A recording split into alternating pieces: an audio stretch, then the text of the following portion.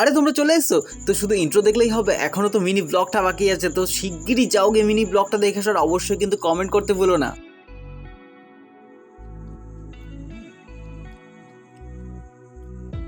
তো এখন হচ্ছে সন্ধ্যা হয়ে গেছে অলরেডি, আর আবার খিদেও পেয়ে গেছে। তো এখন কি পেলাম দেখাচ্ছে একটা হাতে, এটা। তো এটা থেকে একটা জিনিস বানাবো, ঠিক আছে, চটপটা হেলদি একটা রেসিপি হবে, তোমরাও বাড়িতে ট্রাই করতে পারো। তো চলো এটা দেখো বানানো যাক। তো আমি এটা সবকিছু মোটামুটি ইনগ্রিডিয়েন্টস গুলো যা যা লাগবে সেগুলো সব নিয়ে আসি, তারপরে যখন বানাবো তোমরাও তখন দেখতে পাবে।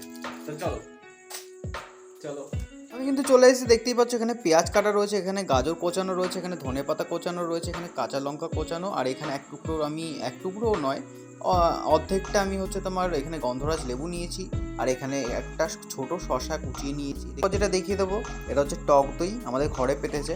তো আমি পরিমাণ মতো নিয়ে নিয়েছি, যতটা লাগবে ততটাই দেবো, ঠিক আছে। আচ্ছা, এরপরে দেখতে পাচ্ছ বিট নুন।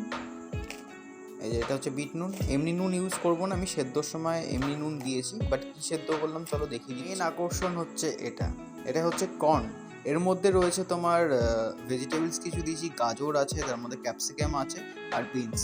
তো এটাকে আমি অল্প একটু ভাপিয়ে নিয়েছি হালকা নুন দিয়ে। তো আমি আর একটু জাস্ট বিট নুন দেবো।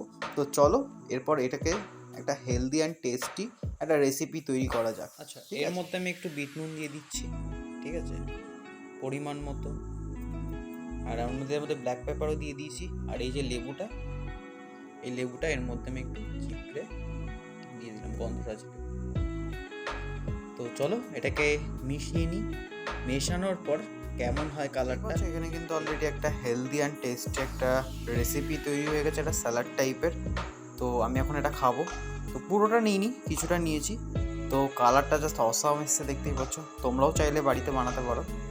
তো কেমন লাগলো সেটা অবশ্যই জানিও, আর বাড়িতে কিন্তু অবশ্যই কিন্তু ট্রাই করো।